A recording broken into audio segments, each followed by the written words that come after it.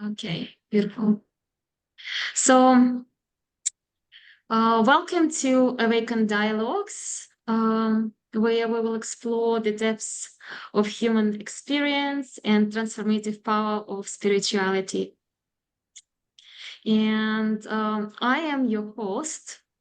To who don't know me yet, I'm Olia, and I'm strategic coach, neurolinguistic master practitioner, and clinical hypnotherapist. I'm studying towards my diploma in strategic psychotherapy and clinical hypnosis at the moment. And before we begin, I'd like to share the main purpose and goals behind the creation of our group, Facebook group, Awaken Minds and Spiritual Journeys. And this new initiative, which is called Awaken Dialogues. Our aim is to provide a supportive and nurturing community for individuals on their spiritual journeys, offering valuable insights, resources, and opportunities for growth.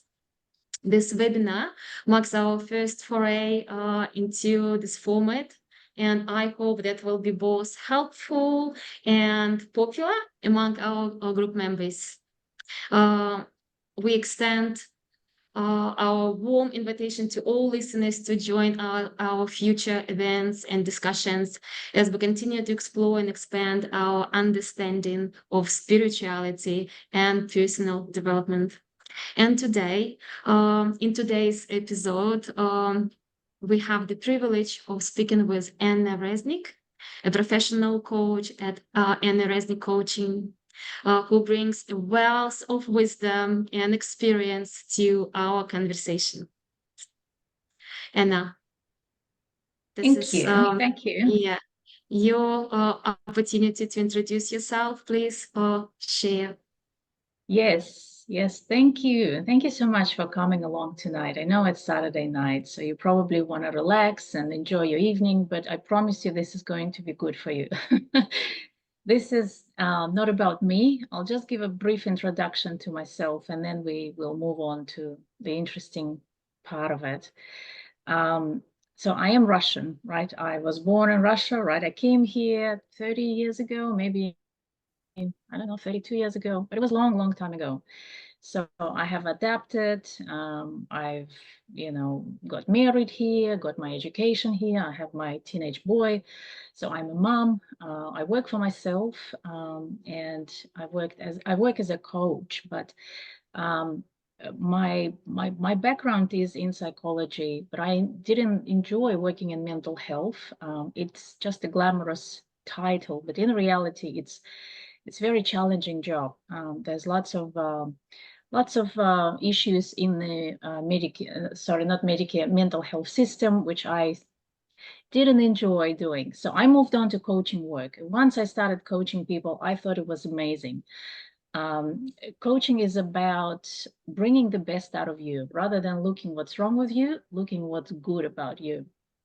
So right now I'm working with corporate clients. I'm doing leadership training, coaching, and working mostly with executives.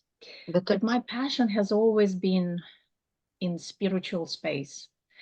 And as we continue speaking about grief and transformation tonight, you will understand why my passion became more into the spiritual space rather than leadership development, where I have been working. So that's a little bit about me.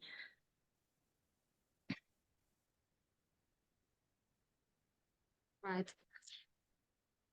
So what we're going to talk today about is few sections. Really, we're going to discuss what grief is and grief as a catalyst for spiritual awakening.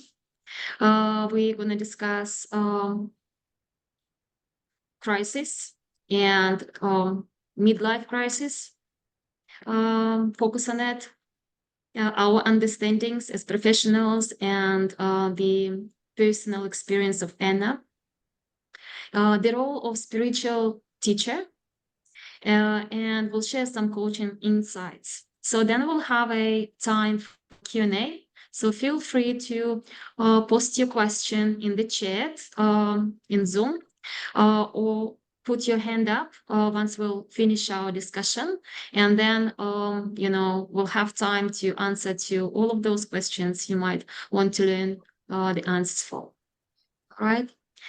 So if everybody is comfortable, shall we begin? Right. Okay. So if we start opening the topic about grief as a catalyst for spiritual awakening, just before diving into our discussions, let's provide some context of what grief is literally it for our listeners. And grief is natural response to loss. Often it accompanied by various emotional and psychological stages known such as denial, anger, bargaining, depression, and finally acceptance. And each stage represents its own challenges and opportunities for growth. We won't dive deep in each stage. We just want to acknowledge and validate that there's kind of process, what grief consists of. And Anna, could you share with us your understanding of grief and how it can serve as a catalyst for spiritual awakening?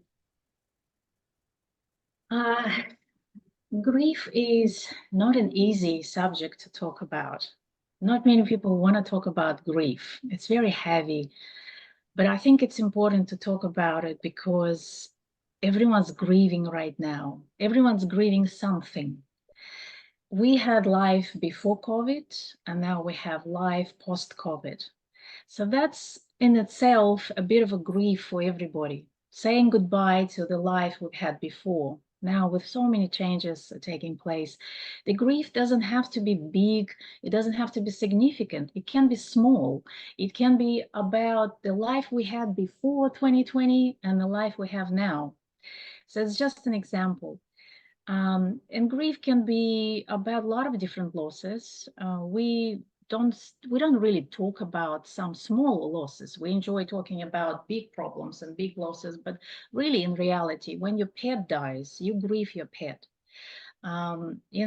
Sometimes a miscarried woman is grieving unborn baby, and that's not very common. Nobody wants to speak about that kind of grief. But grief doesn't have to be heavy. It doesn't have to be negative. You don't have to stuck in grief. Grief can be used for spiritual awakening. And it is actually a process of transforming yourself through grief. And this is what happened to me. This is what happened to me. And as we speak more about it today, I will show you how my journey unfolded through grief and how it transformed me into a very different person. And that brought me to spirituality. And the reason why is because if you're going through grief, anxiety, some kind of loss, we tend to go to mental health system, and some people start taking medication for anxiety or depression. Some people are quietly, silently suffering. But anyhow, the medical system it's got its limitations. So this is where I had to choose something else, because I knew if I'm going to take a path of taking antidepressants or anti-anxiety medication, this is only going to make me feel a little bit better, but it's not going to really fix the problem. It's not going to help me dealing with underlying cause of what happened to me. And so I've chosen very different path, and I stepped into the space of becoming more spiritual and finding my answers in spirituality. And so this is how I met Yogi Shivan, and we'll come to that at the end of this, but this is how my journey started. Mm-hmm. So do you want to share your own experience of grief, or what happened to you, how it all started, your spiritual path in awakening? Yes. So back in 2019, I ended my marriage of 17 years, and that was a very significant event in my life. And if any of you have been through divorce, or you know somebody who have been through divorce, you probably know it's one of the points where life changes forever. It looks on the surface that, oh no, a lot of people are getting married, a lot of people are splitting and going separate ways, no big deal. But it is a big deal. It is a big deal. It's massive. And so that was one of the very, very significant and heavy events in my life. I was left, if I can say, I was left on my own in many ways, financially, emotionally, physically, completely on my own, right? So carrying on by myself. And for some women, it's maybe easier because they relying sort of on themselves. But I was kind of homestay mom for many years. So I had to learn how to stand up for myself in every way. So that was really transformative life. That time when I started living on my own, that was really, really transformative for me. Was it depressive? It was very depressive. It was very it's when you start questioning everything. You start questioning, who am I and what am I? What is marriage? What is marriage for?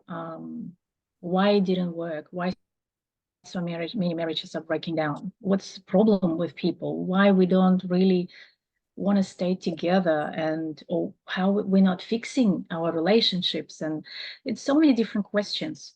And you sort of go and you dig into yourself, but you don't really find the answer. You don't really find the real answer to the problem. People give you lots of excuses and lots of reasons, but it's not it. For me, it was not it. So then moving on to 2020, in 2020, my sister, so once I just, was done and finished with the divorce, my sister was diagnosed with stage 4 cancer. And so she was very well known in the community. Maybe some of you know her. She was a director in a Russian theater, Pilgrim Theater.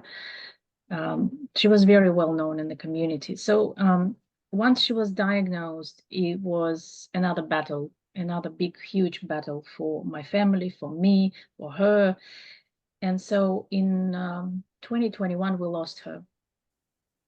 And that was happening right in the middle of it, just before the lockdown. If you remember, 2021 Yes. was a really big year for everybody, right? So imagine she died in May, and then we went into lockdown in June, end of June.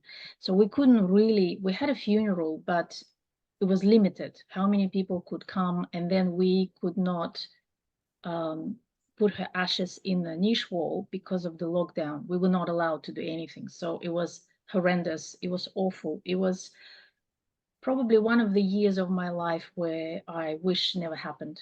Watching my mother grieving, watching my whole family grieving, her daughter grieving. And that happened after it was for probably 1.5 years, a long, long and heavy and difficult battle for her life. So then coming out of that, 2022, 2021, the second part of 2021, I don't really remember, if I can say that. Somehow the memory of all of these events was wiped out. I was not even living my life. I was sort of existing, if I can say. And then 2022, again, I was heavily depressed. I was anxious. I was watching my mother grieving. It was just going down the hill. I was down the hill. I didn't have energy. It started affecting my health. It started affecting my life, my work. Everything has had a ripple effect. again, I don't want to go into much details about my grief and how heavy it was for me. But if some people, they see it as a terrible event, but nobody really understands until you've been there yourself, Absolutely. watching your loved one, watching your friend or anybody suffering like she did. So it's hard to explain because, you know, it's an experience that you have to go through to understand the degree of struggle and suffering and if I can say hell, going to hell. So then that probably was the worst time of my life that really pushed me to the limit in every area of my life. I didn't know how I'm going to recover from it. I didn't see the end of it. I felt like my life is going downwards. It's going the wrong way. I was not recovering. I didn't want to take medication. Nothing was really helping me. I was grieving privately. You see, grief is such a thing that people think everyone's grieving in the same way, but they don't. So some people really like to ask for help and get friends help, family help. I just wanted to be in private. That was my way of grieving. And so, and in this process, I really started questioning everything. Yeah. What is health? What is causing illnesses? Why she got sick? You know, why so many people are getting sick? Um, her lifestyle, the way she lived, how that was contributing to her sickness. I started questioning grief. Why do we have to suffer so much? What is loss, and why are we struggling when we lose somebody? Is it just a human experience? I had so many questions in my head. I had such an incredible turmoil of questions in my head. I just wanted to recover. I wanted to feel better, and I couldn't. I couldn't because it was not just enough for me to go and get a tablet. It was not enough for me. Yeah. So yeah, please, yeah, Yeah, you interrupt. know what? Thank you so much for sharing your personal story with us. Seems like you've been through a lot, a lot happening pretty much all in a very, very short period of time from 2019 to 2021, right? Especially being in lockdown, especially having limitation or, to real connection with people, not online and stuff. I understand your desire to be just alone with your emotions and with your grief. But yeah, that's very, very interesting. What I tend to notice working with my clients is that many people who would come with different issues would have grief as underpinning issue in the whole, palette of their problems. And that's very interesting because once you start digging in, you understand that people are grieving. They're grieving about life paths they didn't take. They're grieving about some little things which community tends to deny, like a loss of a beloved pet, for example. They say, "Oh, it was just a dog. What you're grieving here about?" But as you said, it's easier to judge while you haven't been going through the similar situation. And once a person truly experiences something like that, that changes everything. And of course, situations like getting divorced, changing careers and everything, they I'd say the main thing is about identity crash for a person, because you tend to associate yourself with certain roles we play in society, right? With certain behaviors, and then suddenly everything changes. You exploring completely your new self. You're dealing with values, resetting them, reevaluating them, looking for priorities in your life, and suddenly discovering some absolutely new things about yourself. That's the start of the spiritual journey, I'd say. Yeah, the path of self-discovery of your true essence self. Yeah, so look, our conversation leads to the second segment of our dialogue, which is all about crisis. Many people talk about crisis, and there are various, triggers, which include major life changes like job loss, divorce, as we were saying, the death of the loved one, financial difficulties, or health issues, relationship conflicts can also spark crises, or traumatic events, such accidents, disasters, or violence. There's so many situations which can lead to crisis in life. Some internal struggles, mental health issues and stuff. But we think that crisis usually, you know, pictures to us as a risky time, but we also often forget that there's chance for positive change and development, which this crisis might lead to, right? So while during the crisis everything feels unsafe and all our strategies, coping strategies, they don't work anymore. Then we're discovering something completely new. But then, talking about crisis, I really want you to focus on midlife crisis. And if you could please give us your understanding, what is this about? Because there are lots of myths about what midlife crisis, if it even exists and stuff. So if you just give us your understanding of what midlife crisis is, your perspective, or some maybe common symptoms or signs of midlife crisis, uh, and how can individuals navigate this transition and self-discovery? Well, midlife crisis is it is real. It is really something that we go through. Not everybody. I don't think everybody have it. Maybe in a mild version, but the big version of middle life crisis is when things are going down the hill, right? So just look around how many marriages are breaking down. So I would say average age of couples breaking down would be about 45, 50. So this is exactly when that midlife crisis takes place. So it's Right. either the breakdown of a marriage, breakdown of a relationship. It can be a breakdown of career, breakdown of business. It can be for a lot of people who never had kids, sort of a last call to have a child, maybe with IVF. It's the last call to be a mom or dad. So that brings them sort of Pressure. critical crisis, I would say, yeah. And doesn't mean crisis when something is falling apart, but it's within yourself. It's a crisis within yourself. It's a crisis of your identity.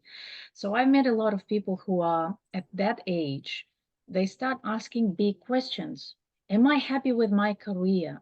Am I happy with what I'm doing? Why am I waking up in the morning? What for?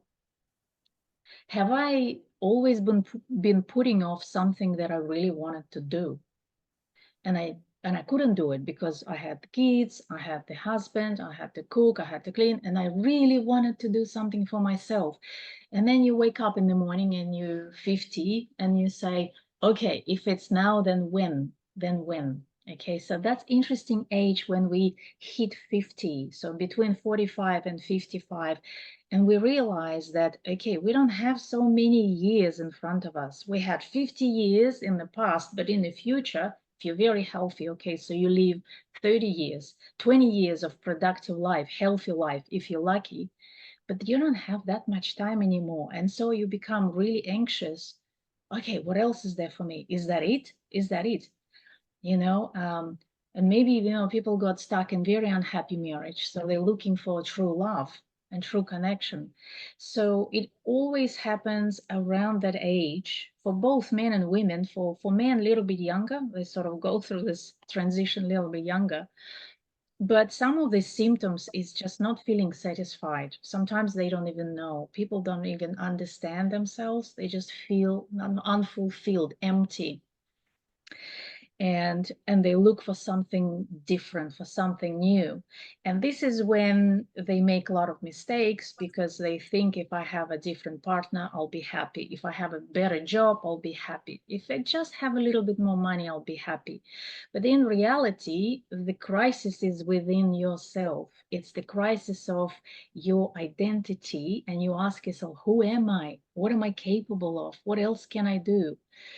and and at that point, it's important to do a lot of self introspection and reflection. And if you can meditate on it, and if you can go and explore, just explore, maybe I like this, maybe I like that, maybe I don't know what I want, and that's okay.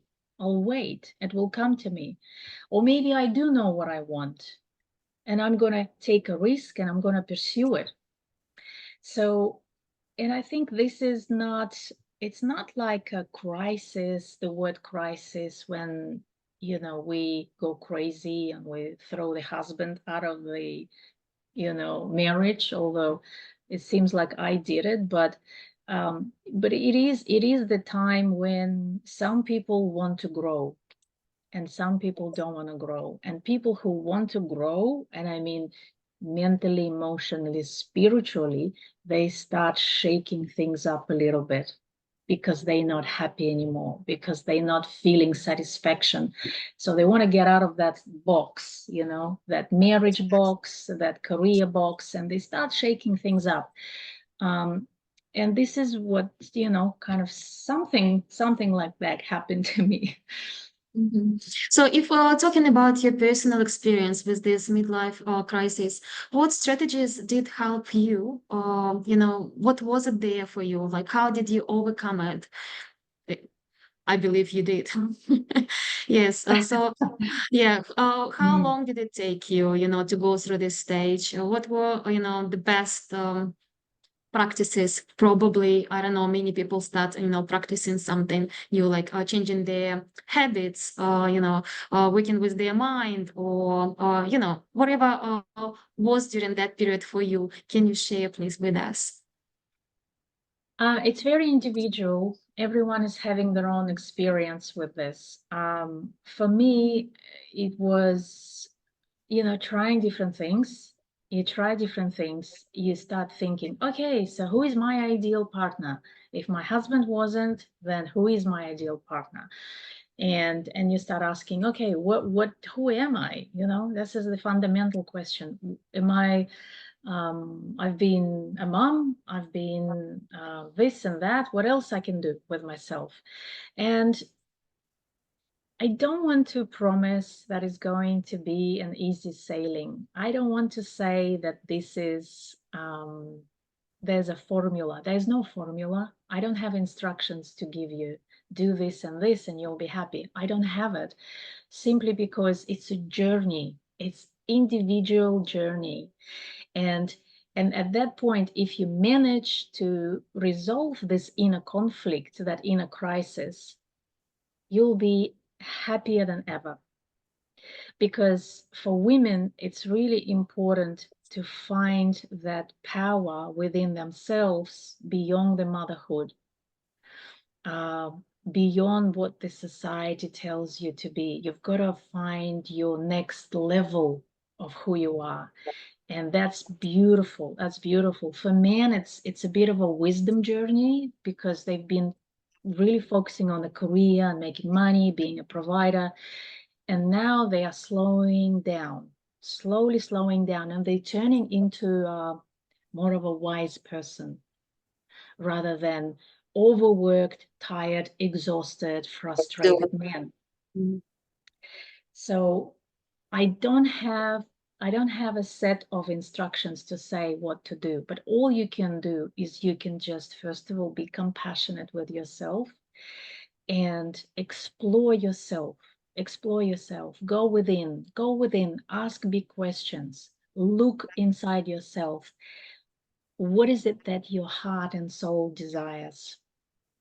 Is it Yeah. love? Is it success? Is it peace? Is it knowledge? And you can always find it in yourself. Mhm. Beautiful. Look, I know that you have prepared a little presentation for us tonight. And would you like to start sharing it now before we jump into the role of the spiritual teacher? Or shall I just ask you a question and we'll just Um, go with the flow? How do you feel about it? I have some PowerPoint presentation about spirituality, but I think we can just keep talking. Maybe I think if we keep talking and maybe get to the questions, because I want to let everybody speak up a little bit. That's right. Okay. So the section which we were supposed to discuss today in details is the role of a spiritual teacher, right?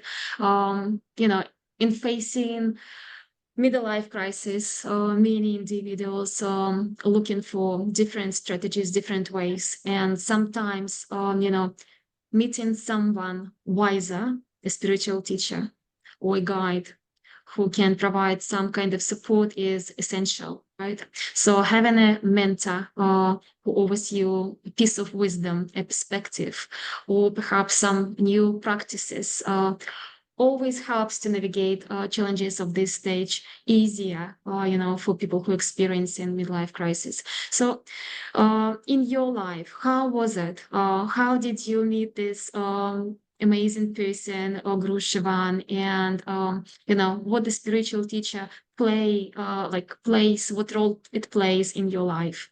You know, can you share with deeper meaning and the purpose of this event in your life?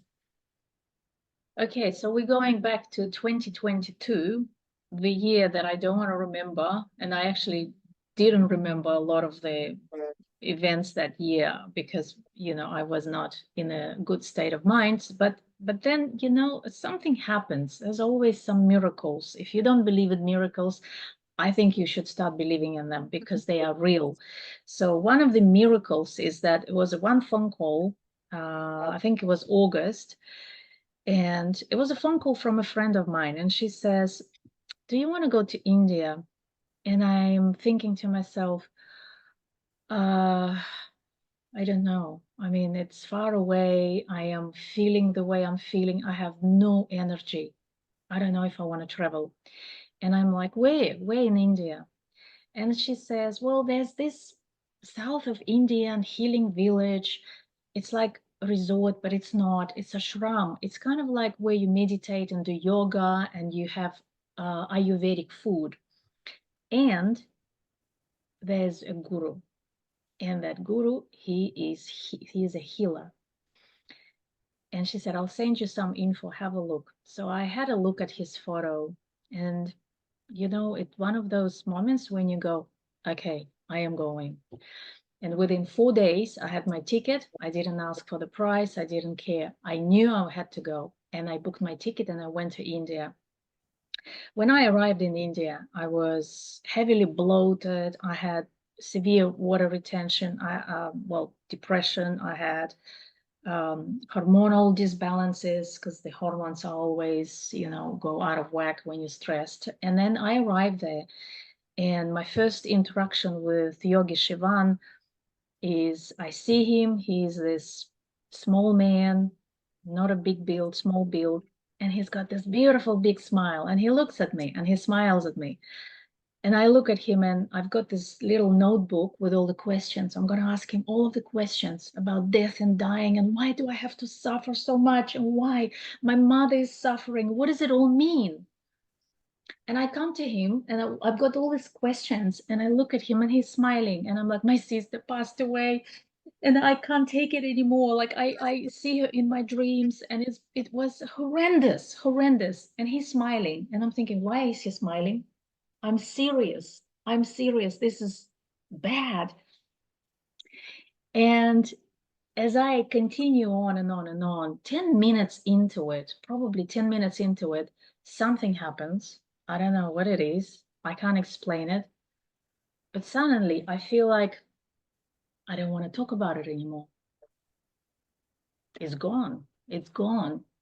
I don't care. I don't want to talk about it anymore. It doesn't bother me anymore. And I'm sitting there, I'm thinking, is he doing something to me? Is he actually healing me? Or am I healing myself? Or what is happening? And he didn't say much. He didn't have too much to say. He was very like spoken little sentences about dying, death and dying. And all I remember is he said to me, do you think you really can have anybody here? Do you think you can hold anybody here? People come and go when they want. You can't stop them. It was her time to go. And so I left him. And for the first time in very, very long time, I came to my room and I was smiling.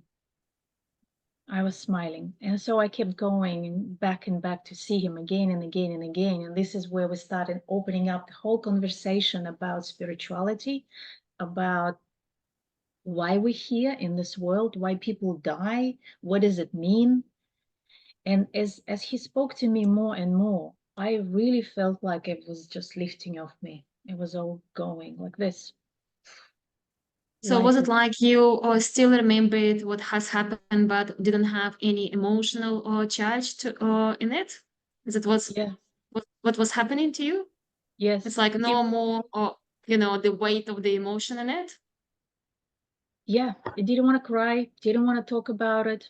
Um, like it was peaceful, like it was some kind of peace came to me. Uh, I didn't need to hold on to grief anymore. mhm.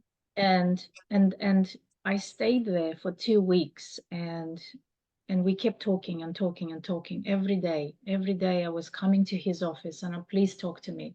So then I bought his book, one book. Then he sent me another book, and I said, please give me anything. I will do any meditation. I will do any breath work. I will do anything.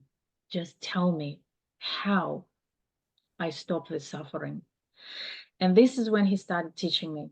This is when he started showing me the breath work. This is when he started talking about pranayama, the power of the mind, the power of you, that you have that power. You can stop the grief. You can stop the depression.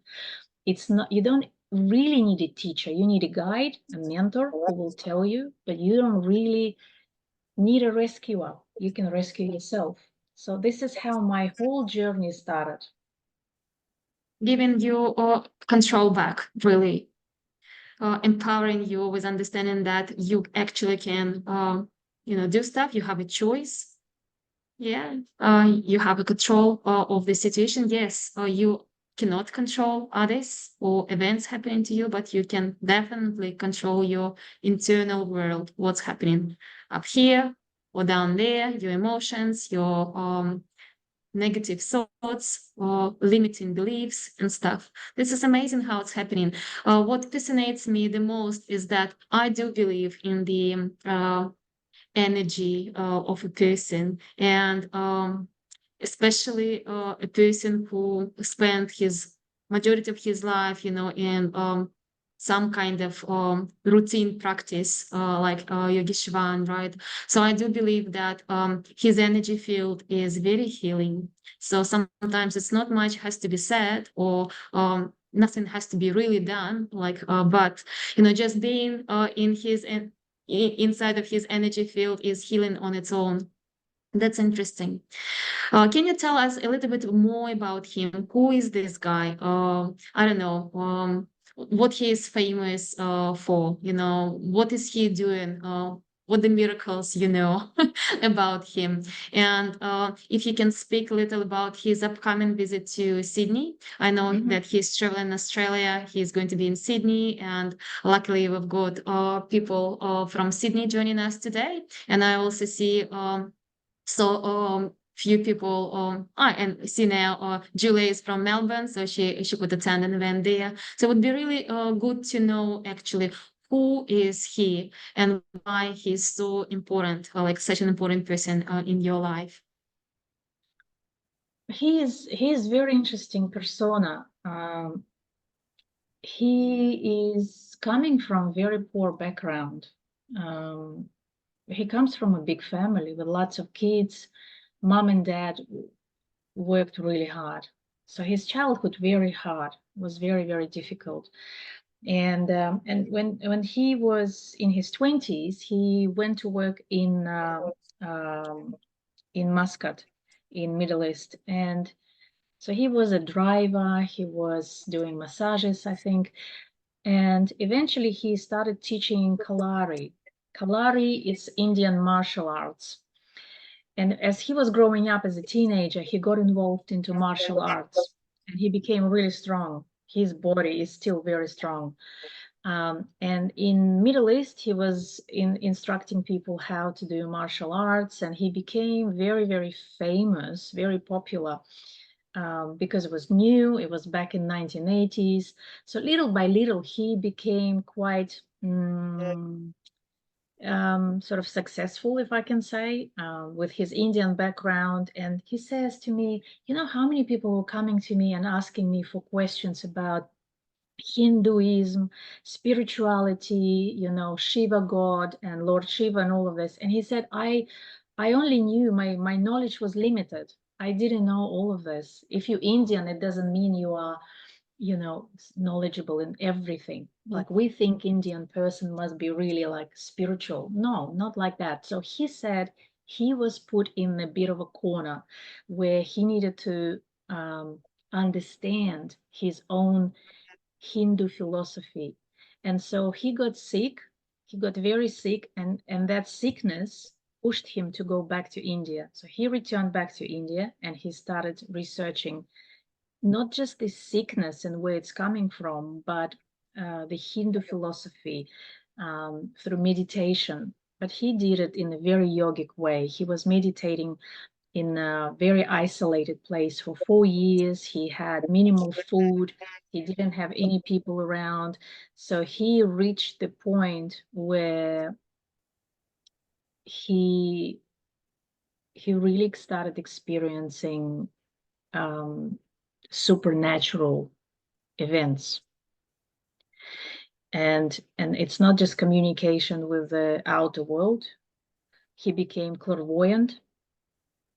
He had incredible experiences with meditation and a mind coming out of, I don't know if you know, Kundalini. So Yes, I used to practice. Yeah, absolutely love this practice.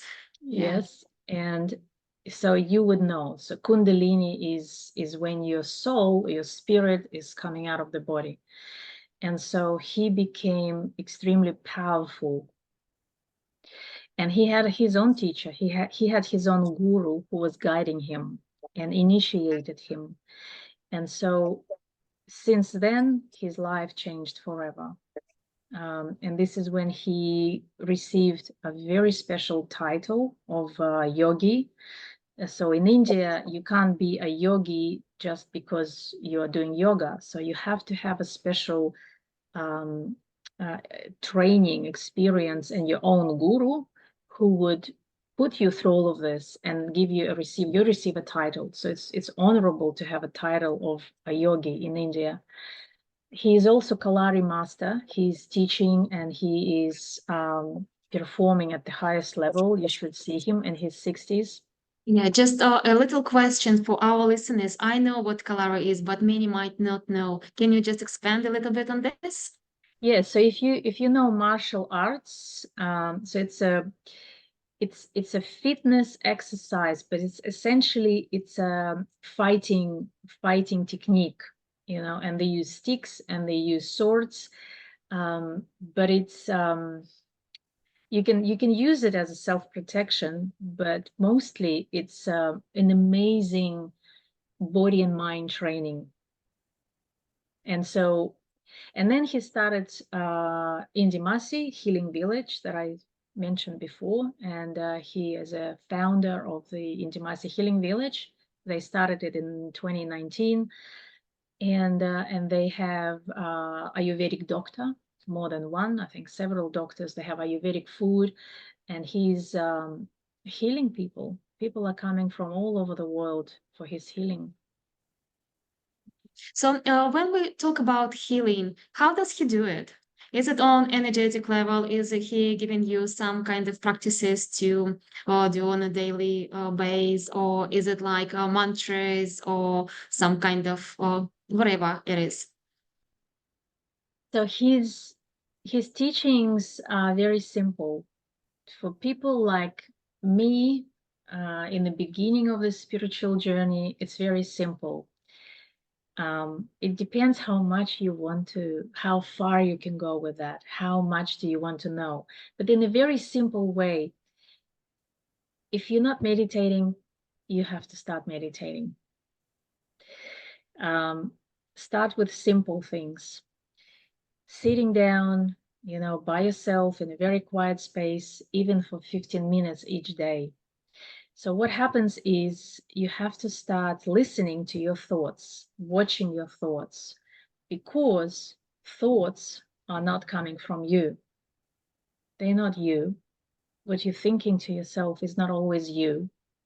90% of it is negative. It's against yourself, critical, judgmental, inner critic. It's against other people. It's what you don't like. It's negative. And so if you don't know where it's coming from, it's just going to run your life. Okay. Because everything you're thinking is what's going to happen. Eventually, not straight away, but eventually. It's like we're creating our destiny. So his first message was to meditate and start paying attention to what you're thinking. And then, of course, there's breath work and pranayama. And with breath is very, very important for the body and for enlightenment, for spiritual enlightenment. So, but that's kind of next level and next level. Yeah. Personally, I know that breathwork really helps, assists with you changing the states of mind heavily. So, yeah, meditation is one thing, but once you start, including breathwork while meditating, that's completely new level of meditation, I should say, right? So you can access those states of mind which you would probably spend long time to try to train, to be there. That's interesting. Yeah. So, look, that's very interesting journey. That's very interesting persona we were discussing. So, when is he in Sydney? And what program does he have? How it's all going to be organized? Where our listeners might find, link to buy tickets to participate in the event. What is going to be on that day? Tell us a little bit more. So he's coming to Sydney next Friday, and we are holding him an event on Sunday, 26th of May, at 12 o'clock for a couple of hours. It's going to be in the Kingsgrove RSL Club. So it's south of Sydney, not far from Rockdale. So we are holding this event um, with a focus on midlife health and vitality. And the reason for this is because the people who are coming to his village would say around 40 and 50 and 60. And so the reason why they're going to see him is health issues. Most of it is health, something to do with their health. But his message is always the same. Any sickness or disease come from the mind. Okay, and then our medical system does not really believe it. It doesn't really support it, but it is true. It is all true. It all starts with the mind. And so we decided to do this event with a focus on midlife, health, vitality, energy, how to stay happy and healthy with meditation, with his techniques, with Ayurvedic food, and any other yogic secrets that he can share about, how do you live life to your fullest in your 40s and your 50s, in your 60s and beyond. Because, we sort of start thinking it's declining. Oh, we're getting sicker, we're getting more tired, we are stressed. It doesn't have to be this way, not at all. So he is going to share a lot of valuable techniques and methods, and people are going to ask him questions. Like, he was here last year and he was bombarded with questions, and that was an amazing event. How many people do you expect participating in this event this year? Well, we're expecting about at least 25 people, but there will be a lot of people who are coming to support, just to support him from his Indian community. And I can't predict how many coming from Indian community, but definitely from my networks, we expect maybe 25 people. Yeah. So, how people can find a link to purchase tickets for this event? I put it in the chat. I don't know if we still have it in the chat. At the beginning of the chat, there's a link to Eventbrite. It's called Ageless Vitality, Navigating Midlife with Grace. So if you click on that link, it will take you to the Eventbrite page, and the tickets are $35. It starts at 12, finishes at 2:30. It's Sunday. Come along, meet like-minded people, ask him any questions you want. Yeah. And you are also able to schedule one-on-one consultation with him. And this is when you can ask him any of your health questions or any other questions that you want about any Yeah, of I your. definitely keen to participate in one-on-one session with him, as well as to attend the event at 12 o'clock. I think it's a great chance to just have all of your important questions asked and getting some wisdom from a person uh, who is here to share his wisdom. Right. Look, I should say we can jump into the Q&A section, and maybe if we start with little introduction of who you are, what brought you here, what you're interested in, and maybe just talk to us, unmute yourself, and we'll be very, very happy to have a discussion.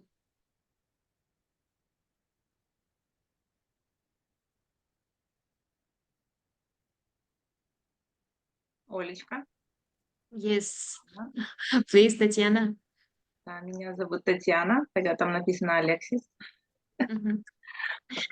Спасибо, что организовала. Очень интересно, приятно познакомиться. Анна, да? Anna. Анна. Я только что посмотрела ивент, я постараюсь прийти. Там нужно... Есть еще билеты? Да. Да. Я, когда вы рассказывали, 2019 год, я тоже проснулась в 2019. Это, наверное, совпадение. Волна была. Да. I'm sure. Yeah. Я тоже awakening. Mhm.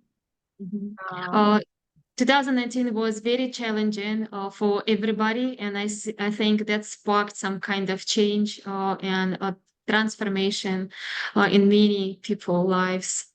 Absolutely. Да, тоже Yeah. прошла развод, и совсем согласна, что вы сказали. Все мысли, все наше сознание и превращается в дальнейшую нашу жизнь.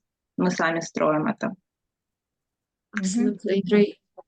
When talking about negative mind or negative intellect, they call it, because I'm hosting a transformational game Lila, which is Hindu practice as well, just to discover your true self.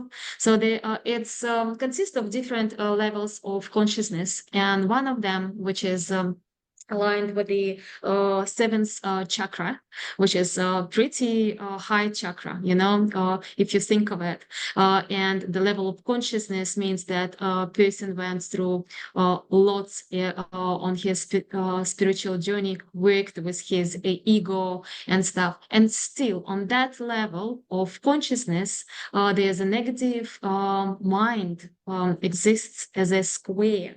All right. So to me, such setup of the game describes how even awakened people still have to deal with their negative mind. So it doesn't matter how spiritual you are, or what is your level of consciousness, you're still operating as a human being, and you still encounter negative thoughts every day.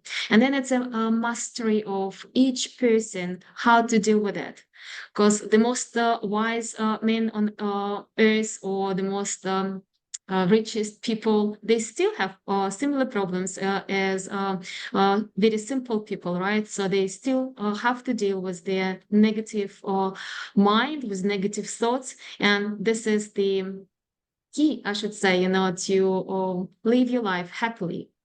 It's not to have them, but knowing how to operate even on that level. Absolutely. So if anyone else have any more questions, Svetlana, shall I invite you to participate? Yeah, thank you. I'm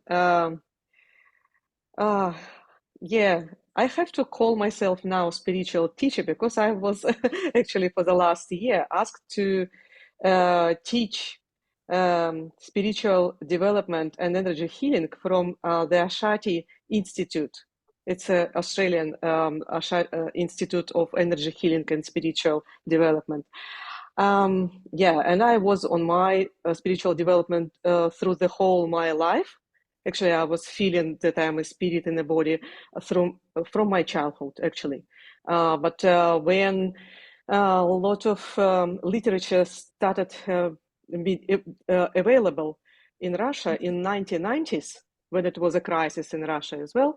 So then I started to read a lot. So yeah, I read a lot of information. And only in Australia, when I changed in the middle of my life as well, when I changed my life, when I changed the country, and I realized that cannot, I could not continue my journey, my profession, my job, which I had in Russia. So then I started to looking for the way what to do next, and who am I, and what I wanted all my life to do, and was looking myself and to express myself. So then in the middle of the life, so it was like 40s, at the beginning of 40s, yeah, I started to look in the way, and I found that institute, Ashati Institute, and started my study in energy healing. And yeah, it's very interesting that people, I agree with Anna, lots of people started to think about spiritual development or like change of their life in the middle of their life. So like after 40s.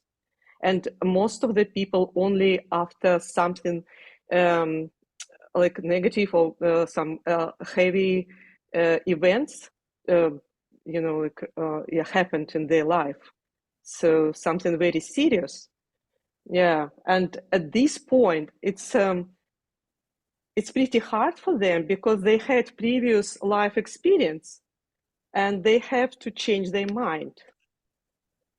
So, and this is a pretty hard point for people to change their mind and to get rid of those like mental blocks which they have. Like, yeah, it's pretty interesting. And I had a question to Anna because yeah, about grief. What did you find would work maybe more efficient to work with grief for you or for maybe other people who you worked with as a coach? What technique would work? Yeah, better, easier. Well, I think, well, I have not really worked a lot with grief because grief is very special, narrow specialty. When you work with grief counseling, you go to somebody who specializes in grief. Yeah. You usually do it together, trauma and grief, because grief can come from many, many, many years ago, and they usually work around trauma and grief. But what technique? To be honest, everyone's got different techniques. I think acceptance therapy is one of them. But also, look, if you ask me, I would help people with spiritual ways, because when you look at the grief,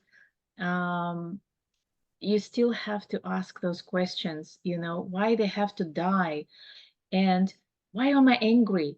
Some people get angry when somebody's dying. They can get angry, or they can get upset about, oh, why did he die and left me? Like, I know somebody whose husband passed away, and she's angry at him because he left her with this mortgage, It's whatever. it's a kind of egoism. Like, Yes. yeah, like So an egoistic. It depends on the relationship with the person who passed away, if it was positive or negative. What technique? I would go for the spiritual techniques. For me, it Yeah. worked for me. In mental health, there are a lot of techniques, and people use many different ways. I don't have a preference, but for me, it's a spiritual that worked for me. I can Okay. share as well here a little. From my opinion, grief is always a loss which person suffers, right? It's something what the person lost. Doesn't matter what it be. A even an idea of a different life style, or a relationship, or a loved one. So it's a loss. And when we're dealing with loss, we're dealing with a huge, I'd say, enormous emotional part. So we're talking about emotional body, right? And if we think of emotion itself, emotion cannot, exist on its own. It's always linked to thought. So first thing I would recommend for a person who deals with the grief is just validate their feelings of loss. Because in many ways, society tries to avoid uncomfortable feelings, try to not to focus much on negative emotions, right? Because it's uncomfortable. It makes people feel uncomfortable around those. Nobody wants to be among people who are sick or who are negative and stuck in their negativity. So, I should say that starting with acknowledging the feelings, that's the first step, validating them, but then working on compartmentalization skills. What is this? Is that ability to actually ask yourself, what am I experiencing? And validate that emotion, and then shift into new sort of questions. Is it useful what I am experiencing, knowing what I want in my life? So if you want to live a happy, harmonic life, for example, but you're suffering, so whatever emotion I'm experiencing in this particular moment, yes, you validate it first. Yeah. So I have right to experience this emotion. But then the second part of it, is it useful? And if answer is yes, it is useful. So you give yourself a time frame to experience it, and then reassess after some time. Once again, ask yourself, is it useful now? And if it's not useful, then you could reframe once again and ask a question. Okay, so then what's going to be my most useful emotion I can experience, a thought I might run, or an action I could take in this particular situation? So this reframing actually gives people some hope, right? It sort of places that word yet at the end of their sentences when they're asking why I'm not happy. Yeah, I'm not happy. I'm sad. Yeah. And then when you're giving people hope, yes, yet but it doesn't mean it's going to be forever, right? Often people are scared of uncertainty, of ambiguity, because they want to control, they want to have a better understanding of the situation. And here it's very important also to work with the control issue, right? We can't control situations, we can't control weather, we can't control what other people gonna do. But what we really in control, if it's our internal world. So, and it's again compartmentalization. So first compartmentalize your emotions, and then second of all, working with a higher level with your mind body, right? Reframing and paraphrasing those negative beliefs and everything. So this is how I would approach grief. It's just the start of it, and there's so many more techniques and so many more modalities depending on the case, what the person is grieving really about. But definitely seeking for professional help, looking for a mentor, for someone to be on the other side, validating your feelings, but also giving you a hope, giving you some kind of direction or where to go, because that's what actually is missing, because people feeling very stuck and depressed in many ways, and they're not even knowing that they're depressed in many, many cases. Yeah. Yeah.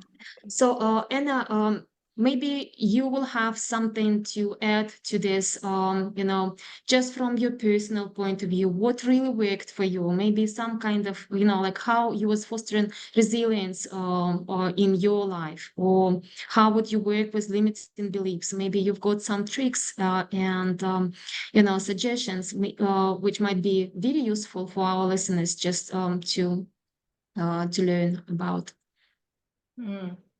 Um, Look, I think to keep it simple, I think you should just, general advice to everybody is to go in a solitude, be in a solitude, be with yourself, give yourself time to be with yourself. And it doesn't mean you're going to a hairdresser or having a massage. Just stay quiet, stay with your feelings, stay even doing nothing, just sitting and watching outside of the window, go for a walk, contemplate, do journaling, write down what you feel, investigate your feelings, investigate what you're thinking, go a little bit deeper within yourself. What I do is I meditate every single day. I wake up. I try not to book myself any work up until 10:30, 10:30 in the morning. The reason for that is I don't want to be rushed in the morning. Morning is my time. And this is where I slowly wake up. I make myself lemon water. I don't like having breakfast first thing in the morning. I meditate. And after meditation, if I can, I will always take myself outside in the sunshine, even for 15 minutes. And then I come back and I feel much better. I feel ready for the world. I feel ready for people. I feel ready to listen to their problems, but I have to take care of myself first. So that's my first step. Give yourself that time. Be with yourself, be in solitude, and meditate if you can. I really, really recommend it to everybody. And finish your day with the same way. Finish your day by coming down gradually. Switch off everything. I don't watch TV. I stopped watching TV 3 years ago. Sometimes I watch Netflix with my son, but mostly it's never on, never. Program yourself in a way that you want to be programmed. Anything that comes out of the news is negative. Why would you want to be exposed to that? Listen to the music, listen to meditation, do anything that will lift you up. Yes, so agree with the TV. I just recently met a person, Russian-speaking person, just walking by on the street and listening to, overhearing me talking to my kids in Russian. He was like, "Oh my God, you're Russian too!" And so I just came down and we talked. And then he asked me something about some kind of episodes on TV, and I said, "You know what? We don't really watch TV. I mean, we don't even have it set up." He goes, "How come?" I say, he was like, "At all?" I said, "Yeah, we don't watch TV. Like for the last 17 years, I just don't have TV." And he goes, "But how do you survive? What about news?" I say, "You're gonna know. You still can check, on social media, on, Googling or whatever you're interested." But I absolutely agree with you, Anna. It's just that TV consumes a lot of our time, a lot of our energy, and just injects with the negativity because they want to make it appealing, engaging, audience, so they always put a little bit of a drama, or making it so juicy and everything. I mean the content in news. So I tend not to bother for the last 17 years at all. So yeah, absolutely. Just Um, just look, yes, just look at everything what's happening. Nothing is good. Nothing is good anymore. Every day you listen or you hear something, and it just imagine what you're eating food every day. It will make you sick or it will make you healthy. It's the same way with everything else. Anything that Absolutely. comes through the ears will program you, condition you to be sick or be healthy. It's your Yeah. choice. It's always your choice. So why would you want to put yourself through the misery if you can choose what you want to do every day? And I choose to meditate every day, no matter what, no matter where I am. I'm chanting. Chanting is very powerful way. There's lots of amazing chants on Apple Music, on YouTube. Just Google it. Find chants or find any meditational music with binaural beats.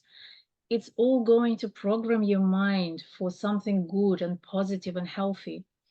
Another way is for me, what worked for me is I'm very academic person. I like reading, I like researching, and so I really like discovering things through either the writing, the books, podcasts. So I do listen to people who help me.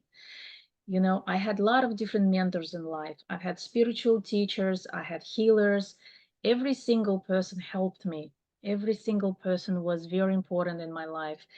And and now I am continuing with the same way. Now it's Yogi Shivan. Maybe in 2 years' time, I will have another spiritual teacher who's going to take me to the next level.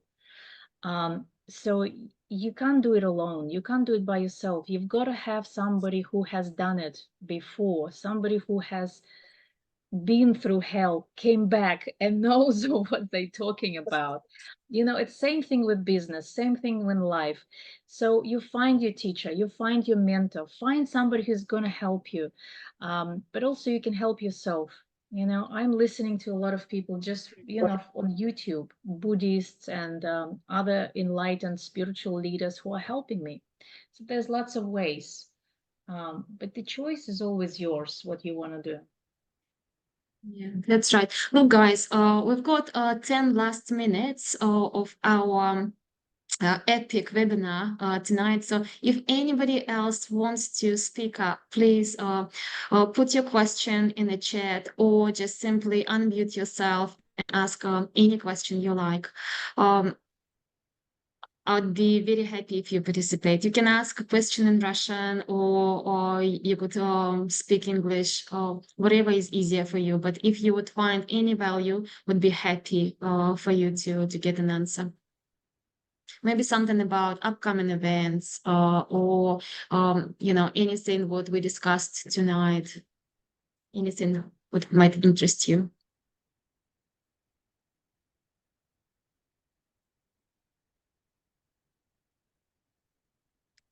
Right. can't see anybody willing to speak. So shall I just ask? Yeah, thank you so much, Irina. Yeah, I see Alexis also sent this message. Thank you so much for having me today. Sorry to say I have to leave the chat and I have another Zoom session now. Hope to see you soon. Yeah, that's lovely. Very grateful that you guys found time for us tonight and for yourself. This is major. Julia, I see you're the only one whom I didn't speak tonight to, but with the screen on. Thank you so much. Can you please tell us how was tonight's topic? Can you relate? Is there any questions you might have? Yeah, I want just a comment. I don't have a specific question, but yeah, it's a very inspiring story. For me, it's very inspiring because you realize that things like that can happen to anyone. Like you just don't know. Sometimes somebody might, I don't know, God forbid, pass away, or your relationship might break down. But the thing is, it's good to know that we can get through that, so we can find the resources, and yeah, with help and with guidance, we can really come through that. And it can take time. And I know for myself, when that 2020 hit, there were a lot of changes in my life. And yeah, and it was a period of time when I lost my job, sort of like I was like in that grief stage. And a lot of people say, oh, you'll just find another job, you'll be fine. Everyone like loses jobs sometimes and they get another job. But there is definitely some grief there, which often goes like unacknowledged. So I can definitely relate to those times where you're like in a transition. You don't know, okay, something happened, your life is changing, and you don't know where you're going next. But it's good to know that and we know this might happen in the future as well. Good to know that we have those resources, and we can really find that strength from like other teachers, mentors, and our own practices as well.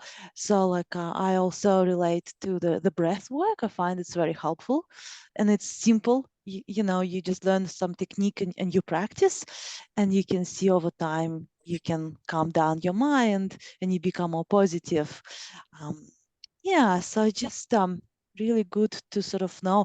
And if this yogi comes to Melbourne, I'll be interested as well to attend. Hopefully in the future, or if they even do like a Zoom. I don't know if He they is do coming. Zoom. Yeah, he is coming on the Oh, 1st, on the 2nd of June. oh, to Melbourne. Okay, I don't see the link. Would you share the link again? I don't see. It's Yeah, maybe yeah. You cut know what off I'm thinking? We something. will do Hmm. this way.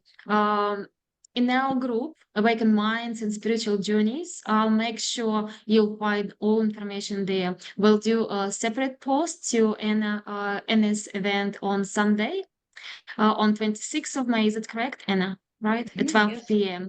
So, and there would be a link to Facebook. No, it was Eventbrite. November. Eventbrite, yes. So, where you can purchase tickets in Sydney if you're in Sydney, and I'll make sure that you'll have an information for Melbourne's event.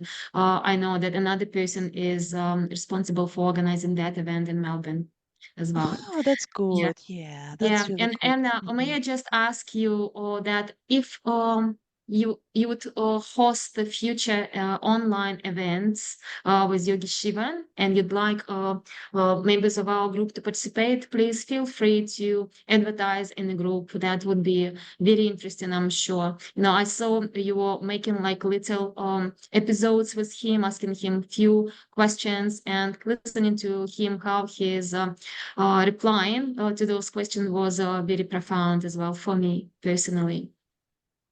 Yes, absolutely. I'm more than happy to share anything I'm doing with him, because it's not for me, it's for everybody. He is an incredible man. He is his mission is to help as many people as he can. And so I'll be very happy to share all of the interviews and anything that I'm doing with him with others. He's got a book that you can also download for free, only if you're interested. And yeah, just come along to the event, say hello. I'll be very happy to see you all. Meet Yogi Shivan, and you'll see his smile and you'll feel better straight away. How beautiful. Okay, as we wrap up today's webinar, I want to express my deepest gratitude to everybody who have participated, or everybody who would listen to us in recorded version of this webinar, to Anna Reznik for sharing her invaluable insights and wisdom with us. Remember, dear listeners, that even in depths of crisis and grief, there is a potential for profound growth, for spiritual awakening. So that's the other brighter side of such events in our life. So thank you very much, everybody, for tuning in to Awaken Dialogues, our new initiative. I should say that I'm really pleased how it turned out. It was very interesting talking to everybody, listening to their life stories, to their insights they gained through the crisis situations in their lives. So, and until next time, may you find peace and illumination on your journey of discovery, journey of your self-discovery, I should say. Yeah. So Thank you thank so you so much. much. Yeah, it was my pleasure to host it. So once again, I extend my warm welcome to everybody who wants to participate in such type of events in the future. So you've got interesting topic or questions to discuss perhaps, or maybe sharing some knowledge, please connect. I'll be happy to host an event for you, with you, just for the benefit of our listeners, of our group members. All right.